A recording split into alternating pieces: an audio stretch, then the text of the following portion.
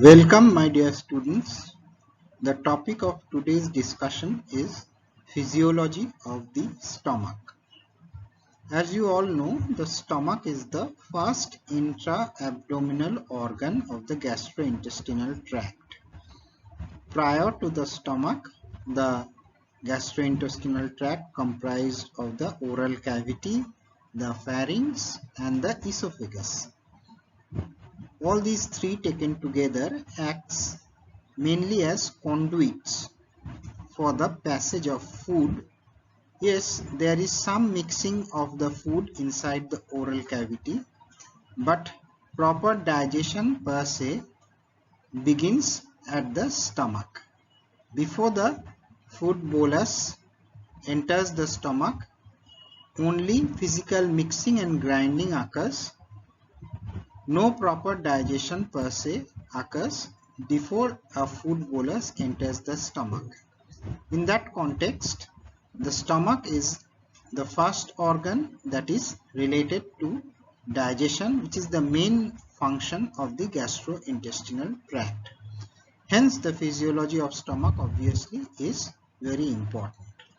Let's begin with the physiology of stomach.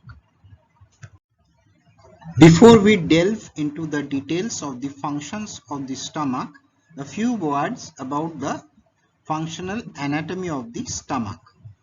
So what is the stomach? The stomach is a hollow muscular sac-like dilated portion of the gastrointestinal tract that intervenes between the esophagus and the duodenum. The stomach is often described as a J-shaped organ because it looks like the English alphabet J when empty. In empty state, the capacity of the stomach varies with age, with a newborn having a capacity of about 10 to 20 milliliters and an adult having a capacity of about 1 liter. What are the different parts of the stomach? Anatomically divided into 4 gross parts. First one is the cardiac end or the cardia. This is that part of the stomach where the esophagus comes and terminates and the stomach begins. It is very close to the diaphragm and it is behind the heart when taken in anatomical position. That is why it is also known as the cardiac end of the stomach. Then, due to the dilatation, a part of the stomach juts upwards from the cardiac end, and that part of the stomach which is above the cardiac end is known as the fundus or head of the stomach. The rest maximal part of the stomach is the body or corpus, and finally the body tapers down to form the pyloric part.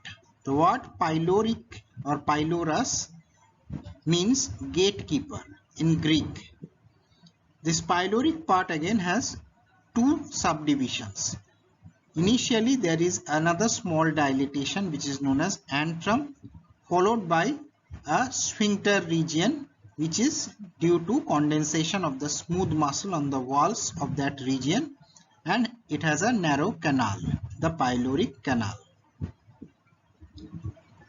So the entry and exit point of the stomach is guarded by 2 sphincters, the lower esophageal sphincter and the pyloric sphincter. As I have already stated that the pyloric sphincter is an organic sphincter formed by the condensation of the smooth muscles of the walls of that part of the stomach, and it guards the exit point. At the entry point, that is just before the cardiac end, there is a lower esophageal sphincter. That sphincter is known as a functional sphincter. Means there is no condensation of the smooth muscle of the walls per se, but due to the arrangement of the organs in such a way and the angle at which the esophagus comes and enters the cardiac end of the stomach, there is a pinchcock-like effect whenever the stomach is filled up with food. Also, the fibers from the crura of the diaphragm contributes in that pinchcock effect. So whenever the stomach fills up, the lower esophageal sphincter closes so that the food from the stomach does not regurgitate into the esophagus. That type of sphincter is known as a functional sphincter, and an example is the lower esophageal sphincter. This is a schematic diagram of the stomach with all its parts labeled out. As you can appreciate, the esophagus comes and terminates at an angle with the cardiac end. Thereafter, the three parts of the stomach proper, namely the fundus, body and the pylorus, comes one after the other, and the pylorus again is showing an antrum, and lastly the pyloris or the pyloric sphincter. After that comes the duodenum. In the diagram, two curvatures are also shown, lesser curvature and greater curvature. They are more important from the perspective of anatomy and distribution of blood vessels and lymphatic drainage of the stomach. Firstly, let's have an overall view of the different functions of the stomach. The most important function of the stomach is to act as a temporary reservoir of the food that we ingest. The stomach has the capacity to relax to large volumes, and that allows it to accommodate large volumes of food. This ability to relax on food entry is known as receptive relaxation. To allow receptive relaxation, an adjustment or adaptation has been found in the mucous membrane of the stomach. It has been found that in empty state, the mucous membrane of the stomach is thrown into a number of folds known as rugae or rugae.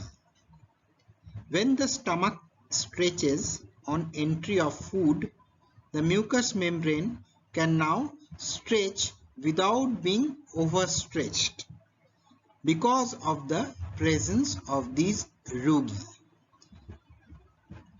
Or in other words, it is nature's adaptation that has allowed the stomach to act as the temporary reservoir of food before it enters into the latter parts of the gastrointestinal tract for further digestion.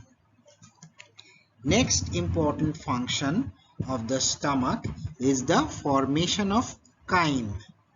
What is chyme? Chyme is the food bolus mixed with the acidic gastric secretions, and it is formed by the grinding action of the stomach on the ingested food. As we learn, you will find that stomach is actually the main grinding organ of our food particles.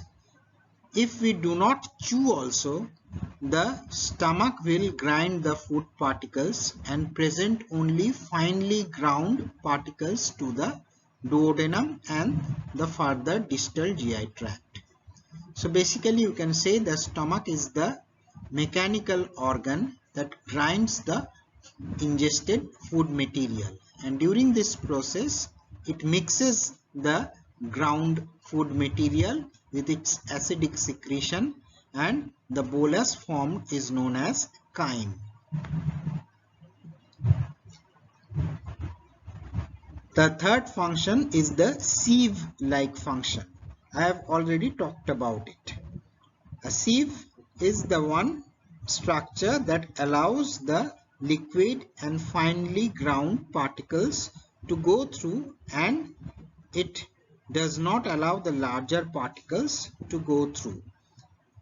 The stomach does this activity so that the larger particles from the solid portions of the meal can be further broken down by the mechanical activity of the stomach before it enters the duodenum. So basically the stomach is mainly for mechanical work. Digestive work is there obviously, but the stomach is also the most important organ for mechanical grinding of ingested food particles, their storage, as well as acts as a sieve and allows only those that have been ground finely to enter the duodenum. These are the three most important functions of the stomach. The next important function of the stomach is slow regulated release of the chyme to the small intestine. The chyme that forms inside the stomach should be slowly released to the duodenum. It should not be dumped into the duodenum.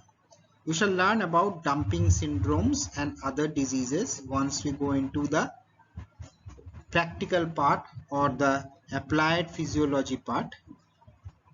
For now, you just remember that the chyme shall always be slowly and regulatedly released to the small intestine, mainly the duodenum, and that job is done by the stomach.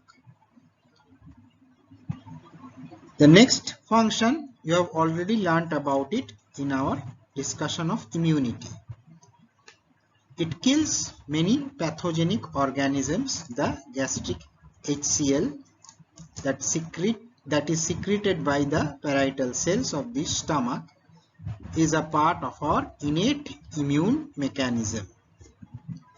Also, the parietal cells secrete intrinsic factor, which is essential for the absorption of vitamin B12.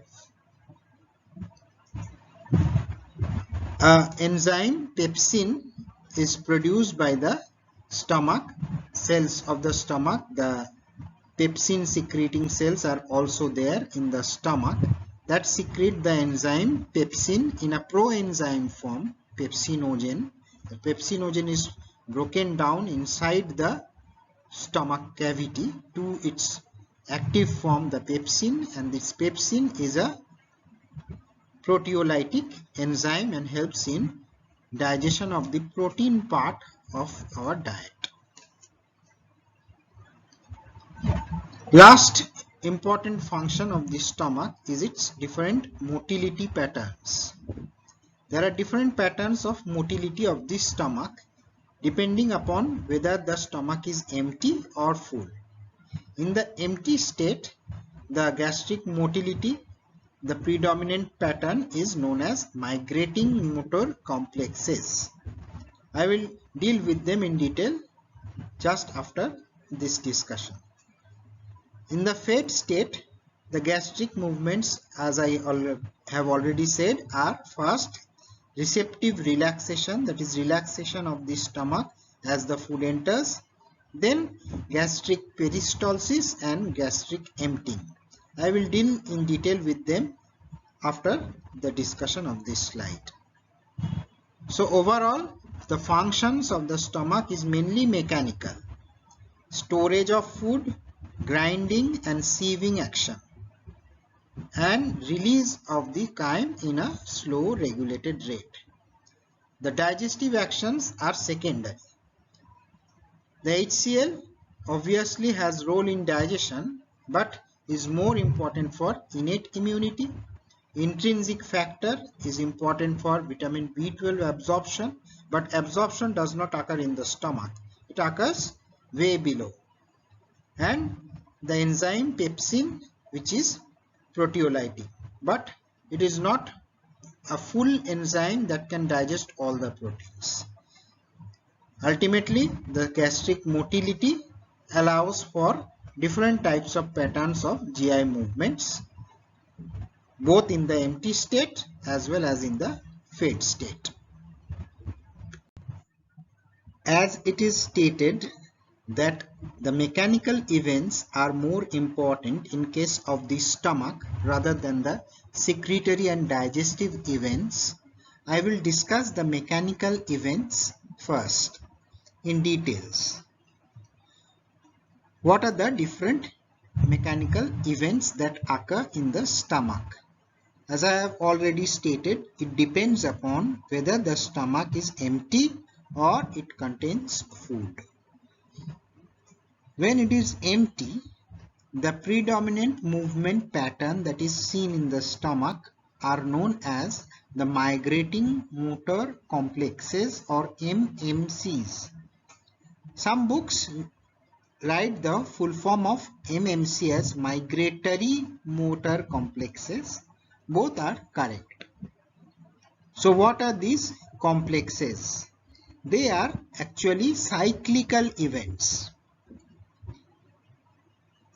Each cycle lasts for about 1.5 hours and divided into 3 phases. So each MMC is a event comprising 1.5 hours. Out of it, there are 3 phases. The predominant phase or phase 1, which is the longest duration and lasts for about 70 to 75 minutes, is there is no movement. So even though it is a part of a migrating motor complex, the predominant phase is no movement. Thereafter, there is a phase where there are irregular movements or irregular contractions of the stomach wall, which usually do not propagate down up to the duodenum, remains confined within the stomach wall, lasts for about 5 to 8 minutes. Lastly, there are regular contractions of the stomach wall, which propagates down into the duodenum, then the jejunum, and then ultimately reaches the terminal ileum and ends there. The actual movement or the MMC is only for about 2 to 3 minutes in the third phase and consists of rings of contraction that travel down from the stomach up to the terminal ileum. It has been found that rise in plasma levels of the gastrointestinal hormone motilin coincides with the phase 3 of the MMC, that is the actual contraction activity. So it has been postulated that motilin is the hormone that controls our migrating motor complexes that originate from the stomach. The frequency of the contractions for the phase 3 MMCs that originate from the stomach has been experimentally found to be 3 contractions per minute. That is, during the 2 to 3 minutes for which the phase 3 lasts, in each minute 3 contraction rings travel down from the stomach to the distal parts of the small bowel. So by calculation, you can say that the latency between each contraction ring will be about 30 seconds.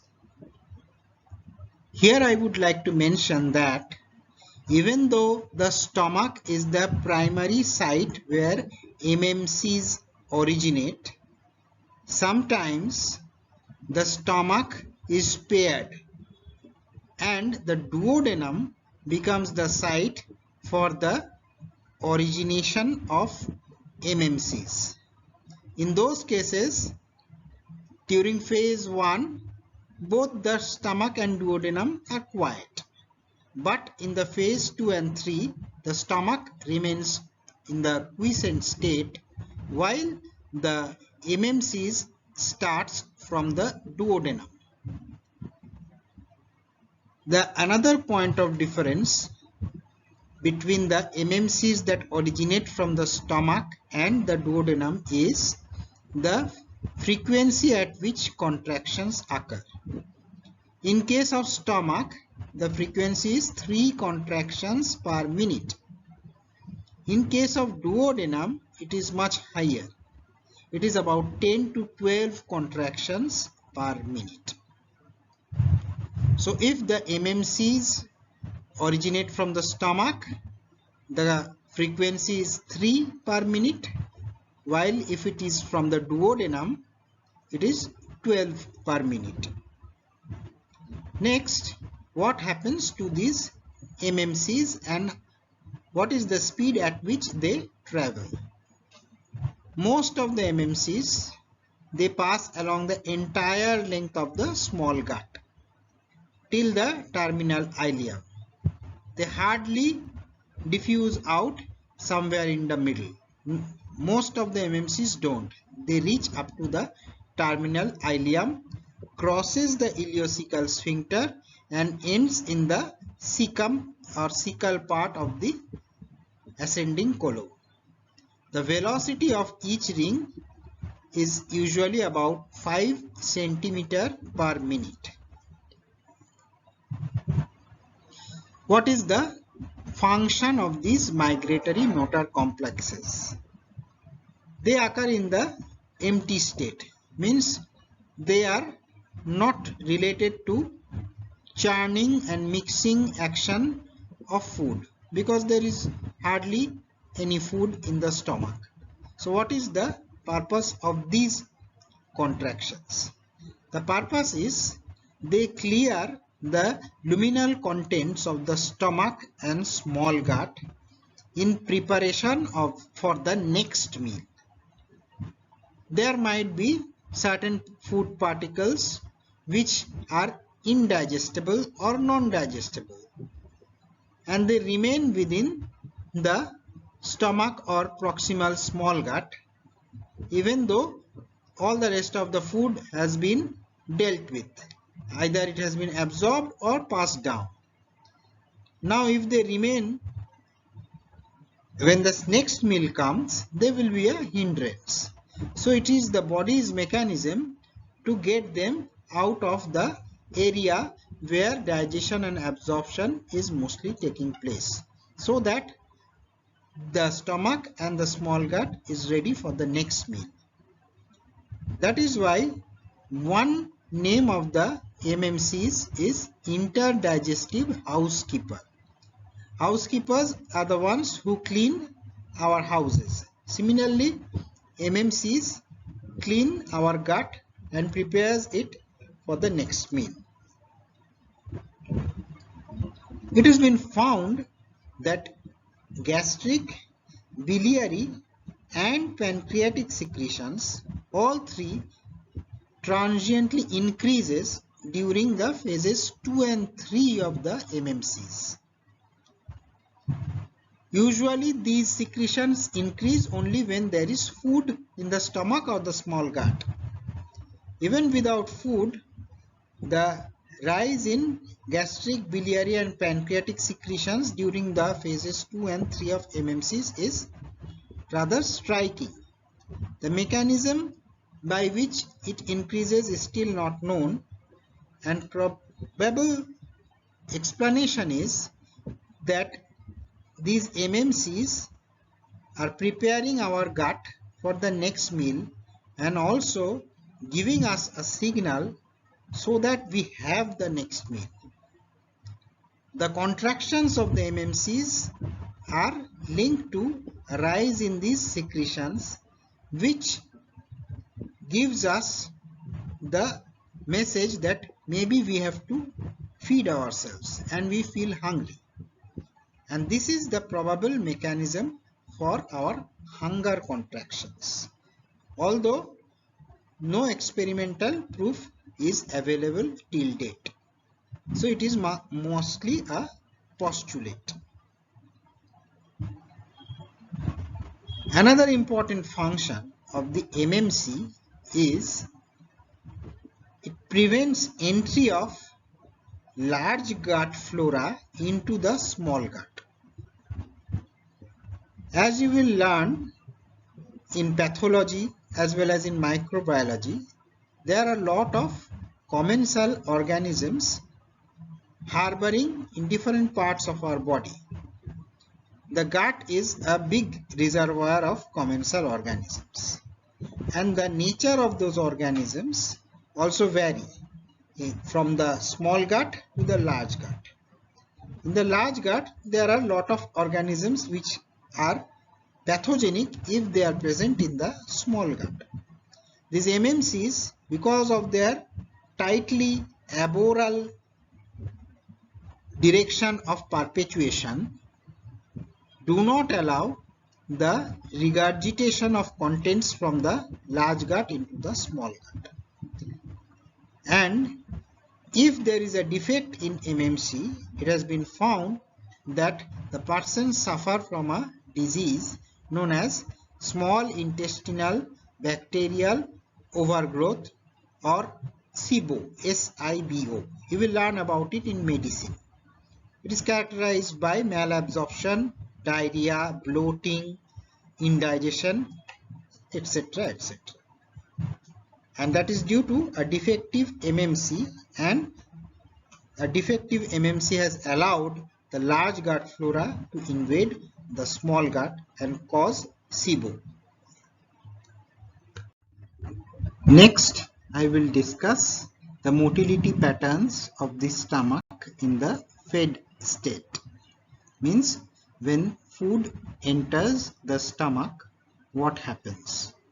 Before food enters the stomach, when the stomach was empty, the predominant motility pattern were the migratory motor complexes. As soon as the food enters, these MMCs completely disappear. Here by food, I mean solid food. Any liquid like water or beverage passes through the stomach very quickly. Stomach per se do not recognize them as food. Only those liquids which has substantial amount of suspended solids like milk or soups is recognized as food. Simple water or beverages or cold drinks or alcoholic beverages, if not accompanied with another solid food, passes through the stomach very quickly and enters the small bowel, does not stay within the stomach and does not cause any change in the motility pattern of the stomach. Only when solid food enters the stomach does the MMCs disappear and different motility patterns appear. So what happens when food first enters the stomach? Food means a bolus of food which has been traveling down the esophagus along the first peristaltic wave. Now when the first peristaltic wave from the esophagus carrying the first bolus of our diet reaches the first part of the stomach, that is the cardia, then there is a relaxation of the fundus and upper part of the body of the stomach. As soon as the first bolus reaches the cardia, the upper parts of the stomach relax. This relaxation is known as receptive relaxation. This relaxation is an anticipatory relaxation of the stomach in order to accommodate the food which will be coming in due time, so that the intragastric pressure does not change. According to the Laplace law, since a stomach is the hollow organ, increasing its diameter will reduce the wall tension. So this receptive relaxation is an anticipatory relaxation of the upper part of the stomach as the food starts entering it. It is reflexly controlled by the parasympathetic system through the 10th cranial nerve, also known as the vagus nerve. Now food has started entering the stomach. You have started eating, and bolus after bolus is now entering the stomach and its relaxed part. Obviously, by law of gravity, it will gravitate down to the lower parts of the stomach. As soon as it reaches the mid-stomach, the peristaltic waves that were seen in the esophagus returns again in the stomach, in the mid-stomach, and thereafter, once the food is present, peristalsis starts. And this peristalsis, obviously, it is occurring in the stomach and so known as gastric peristalsis. Now, gastric peristalsis is different from the peristalsis we had seen in the esophagus. In the esophagus, a peristaltic wave consisted of a constricting wave in front of the food bolus and a relaxation behind the food bolus. So one wave traveled down from the upper part of the esophagus up to the lower esophageal sphincter and dumped the food bolus into the stomach. A single peristaltic wave is seen in esophagus and also in most other parts of the gastrointestinal tract. But in the stomach, the gastric peristalsis is slightly different. It is characterized by two successive waves that moves down the body or corpus of the stomach up to the pyloric sphincter. So in case of gastric peristalsis, there are two successive waves. It starts near the mid portion of the stomach in the body and goes up to the pyloric sphincter and ends there. It consists of a minor ring and a major ring. There are two waves, one is the minor ring and the second one is the major ring. The latency between the minor and the major ring is about 2 to 3 seconds. The minor ring appears first, followed by the major ring. The minor ring is known as minor because it does not occlude the gastric lumen fully. It travels down from the mid-stomach up to the pylorus and in the process pushes only a small amount of chyme, that is food bolus mixed with gastric secretion, into the duodenum. Because it does not have the power to push all of it into the duodenum, as it does not occlude the gastric lumen. The pressure of the minor ring squats the material back into the proximal stomach rather than push it towards the duodenum. And another thing it does is, once it reaches the pyloric sphincter, it closes the sphincter. So what happens next? Next, when the major ring appears, it occludes the gastric lumen almost fully. Obviously, there is a little gap, but the occlusion is much more. And it also starts moving towards the pylorus. What happens to the chyme caught between the closed pylorus because of the minor ring and the major ring proximally? It gets ground and pushed against the closed pyloric sphincter and antral wall, and so it gets ground and churned even more, and since the pyloric sphincter is closed, it squats back through the small gap into the minor ring, in a major ring, into the proximal stomach back, and this provides opportunity for further churning and mixing.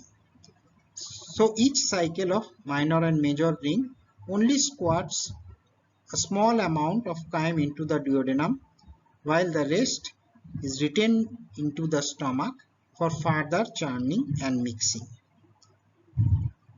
So the most important point of difference in gastric peristalsis and other peristalsis is, other peristalsis is propulsive movement and always pushes the food towards the aboral direction. Gastric peristalsis was also towards the aboral direction, but due to the two ring type characteristic, the food hardly moves forward, only a small amount moves forward. Most of it is churned and mixed inside the stomach repeatedly. This gastric peristalsis is again mediated by the parasympathetic vagus nerve and also a few gastrointestinal hormones secreted by different parts of the gastrointestinal system. Now this peristalsis, when does it stop? It stops once the entire meal slowly exits the stomach. When the stomach is fully empty or almost fully empty, the peristalsis slowly disappears. Next is gastric emptying. That is, how much time does it take for the stomach to empty with this on and on peristalsis going on and squatting only a small amount of chyme each time. It has been found that average gastric emptying time after a standard meal in an adult, it is about 4 hours. So for 4 hours post your lunch, some amount of food stays inside your stomach and your stomach goes on having peristalsis. Now this time is not fixed and sacrosanct. There are many factors on which this time depend, and on depending on that, the factors, that is the gastric emptying time can be lesser or more. So what are the factors? Firstly, gastric distension with food. As the stomach takes in food, it relaxes to accommodate the food. That relaxation is receptive relaxation. However, as if more and more food enters, it has been found the stomach has even further capacity to get distended to allow more and more food to accommodate in the stomach. It has been found that the stomach can at one time have 4 liters of food stored in it at one meal. What is the action of this gastric distension? As the stomach stretches, there are receptors on the wall of the stomach. These receptors sense the stretch and stimulate the vagus nerve. The vagus nerve then makes the stomach undergo peristalsis. So basically, more distended the stomach is, more is its peristalsis. So one factor for contributing towards gastric emptying is gastric distension. More distension more peristalsis. Also, more distension leads to release of a hormone known as gastrin from G cells present in the mucous membrane of the stomach itself. This gastrin also stimulates gastric motility and peristalsis. So in combination, vagal stimulation and gastrin facilitates gastric motility and gastric emptying following food intake. So a larger meal will cause more gastric peristalsis compared to a smaller meal. Now, the type of the meal also determines how much time it will take for the stomach to empty. So in the next slide, I will discuss that. The first property of the food that determines the gastric emptying time is the particle size of the food. If the food is very finely ground with having smaller particles or is largely liquid, the gastric emptying is much faster. Even if the volume of the food is same but particle size is finer, for one meal the gastric emptying time will be much less compared to another meal where there are large particles. So particle size of the food affects gastric emptying, with smaller particles leaving stomach faster. So if you have a meal of a porridge and a glass of milk, it will empty from the stomach much quicker than when you have 5 chicken tikkas. They will stay in the stomach for longer time. Next is the duodenum and its role in gastric emptying. As I have said that gastric peristalsis is controlled by the vagus nerve as well as many gastrointestinal hormones. One of the hormones is gastrin, which I have already discussed, that facilitates gastric motility. While there are certain hormones secreted by the duodenum, namely secretin, cholecystokinin, and glucose-dependent insulinotropic peptide or GIP.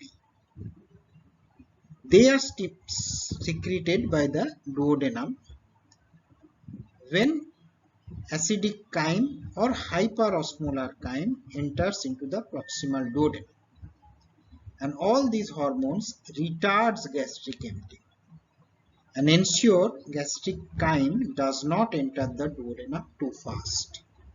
So if you have taken a very heavy meal comprising of say biryani compared to a meal which is having only white rice, obviously the biryani will stay inside your stomach for a longer time because it is much more hyperosmolar, and whenever a small amount of it enters into the duodenum, large amounts of this secretin, CCK and GIP will be produced, which will retard gastric emptying and ensure that hyperosmolar or highly acidic chyme stays within the stomach for longer duration and does not enter the duodenum too fast. Also, as I said, products of fat and protein digestion on entering the duodenum causes release of these above hormones and retards gastric emptying. So if you have taken peanuts and pakode, chicken pakoda, along with your alcoholic beverage, the alcoholic beverage will stay inside the stomach for long duration. That is why they take these things along with alcoholic beverages. Otherwise, alcohol will enter the small intestine much quicker, will be absorbed much quicker, and the toxicities associated with alcohol, rather intoxication I should say, associated with alcohol will come too quickly and the person will not enjoy whatever he wants to enjoy. So he has to keep the alcohol, which is a liquid, inside the stomach for a longer duration. That is why he takes in lot of fats and proteins, so that when they enter the duodenum, their products, immediately they will cause secretion of secretin, CCK and GIP, and that will retard gastric emptying and keep the alcohol in the stomach for longer duration. So in summation, what are the different mechanical events? First of all, in empty stomach we find the NMCs, and in the fed stomach the larger volume of food will stimulate gastric peristalsis. However, it does not necessarily mean quicker emptying, as emptying is controlled mainly by the nature of the chyme that is entering the duodenum. So if the nature of the chyme is very simple, you have eaten a very simple diet, the gastric emptying will occur quickly. If you have eaten a very rich diet, gastric emptying will occur slowly. Liquid or finely ground food leaves stomach early.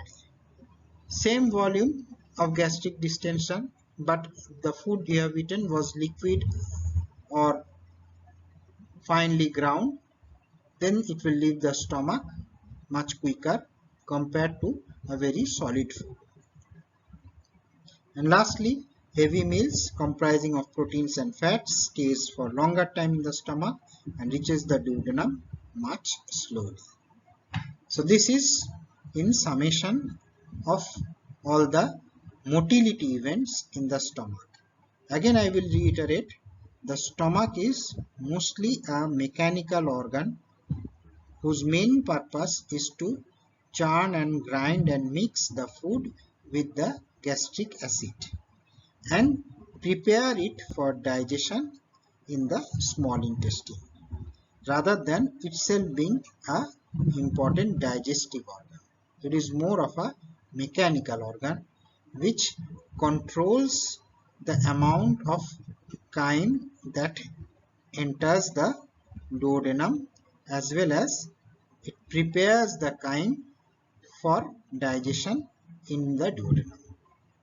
That is about the mechanical events of the stomach.